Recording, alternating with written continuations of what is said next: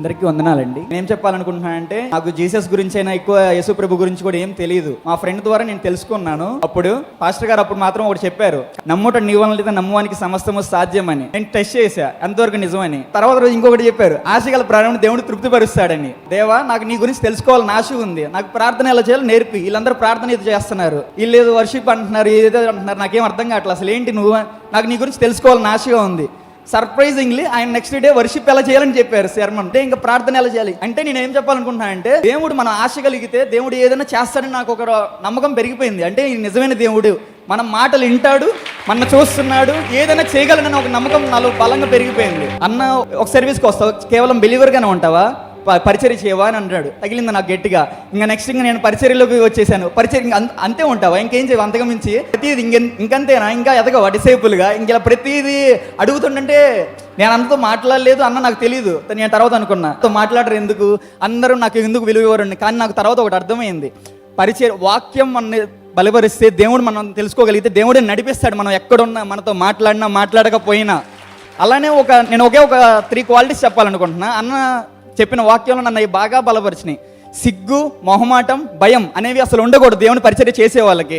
ఈ 3 పదాలు నాకు మాత్రం ఎప్పుడు అన్న చెబుతూనే ఉంటాడు. శర్మన్ ఎప్పుడు నేను ఇంకా 4 సర్వీసెస్ అటెండ్ అయ్యేవాడిని అన్న కృప వల్ల. నేను ఇప్పుడు హైదరాబాద్లో ఉంటున్నా. నాకు అక్కడ అందరూ అడుగుతున్నారు, నువ్వు ఒక హిందూ అయి ఉండి ఇంత బాగా ఎలా తెలుసుకున్నావు అంటే నేను ఒకటే చెప్పాను, 4 సర్వీసెస్ అటెండ్ అయ్యేవాడిని. నాకు ఆ దేవుడు ఆ ధన్యత ఇచ్చాడు. అది కూడా 4 డిఫరెంట్ మెసేజెస్.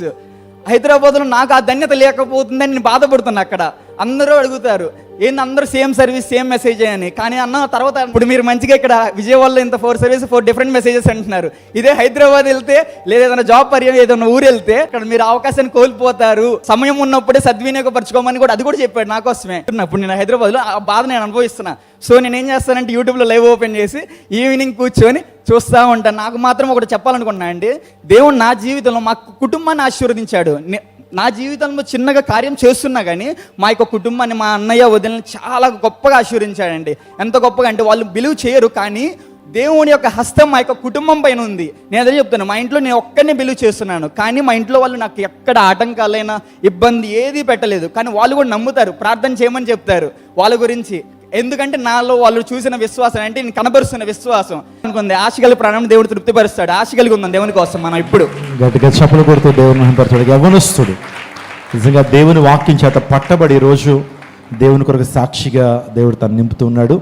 ఇంకా అనేక మంది యవ్వనస్తులు ఈరోజు వాక్యం ద్వారా పట్టబడి వారి జీవితాలని మార్చుకుని దేవుని కోసం ఒక దివిటీల వలె, దేవుని కోసం ఒక వెలిగేటువంటి జ్యోతులుగా వారు జీవిస్తున్నారు. సమస్త మహిమ ఘనత ప్రభావాలు ప్రభువుకే చెల్లుగాక.